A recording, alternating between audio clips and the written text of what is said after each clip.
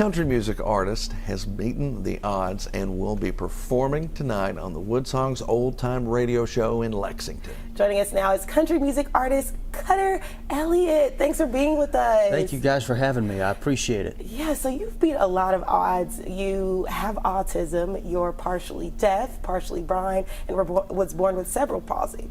So how have you been able to overcome this and make amazing music? Well, when I was born, my doctors told my parents that I would never walk, I would never talk, I would never graduate high school, let alone college, and my parents never told me that. They just they knew from when I was very young that I liked music, and they just locked into that and really supported me doing music. And my biggest heroes are Johnny Cash, George Strait, Merle Haggard, and the good old traditional country music. Good stuff, yeah. Yes, really and they always supported me and never really told me, you know, what the doctor said. As a matter of fact, I didn't even realize I was a special needs child till I was in about 3rd grade. Oh wow!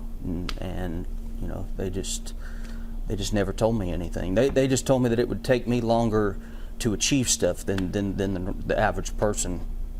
But anything I want to do, they supported me through it, and that thing that I've wanted to do the most was music.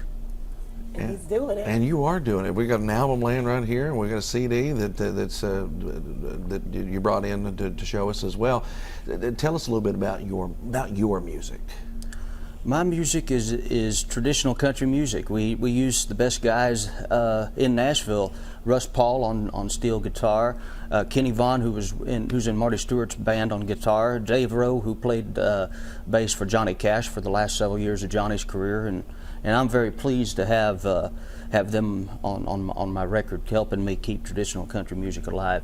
And I'd like to say we have also teamed up with Autism Speaks, and I'm going to be performing on some of their events for the rest of the year, throughout the year, and a portion of all CD sales go to Autism Speaks. So I'm very pleased to be teamed up with them. Yeah, it's great that you're able to be an ambassador and really bring awareness to autism, as well as make great music. Tell us about this debut single that you have. Heartache Waiting to Happen was written by my manager and producer Paul Reeves, and I was kind of going through a little bit of a breakup, and we were picking the songs, writing the songs for the album, and he played me that as the demo, and I absolutely loved it from what I was going through, and I fell in love with the song. It reminded me of a song that maybe Elvis Presley would have done back in the 50s, or Carl Perkins or somebody like that, and keeping that rockabilly traditional country music alive. And so yeah, that's Heartache Waiting to Happen. Yeah.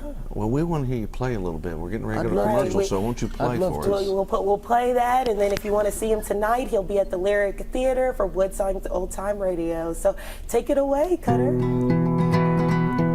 I knew right from the start you'd go break my heart. Seems my better judgment took a coffee break, 'cause you just slipped right in and now you're gone again.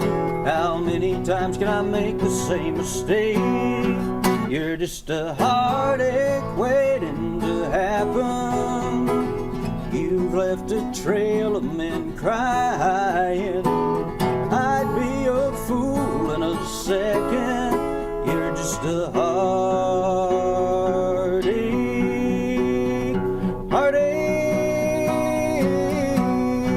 waiting to happen.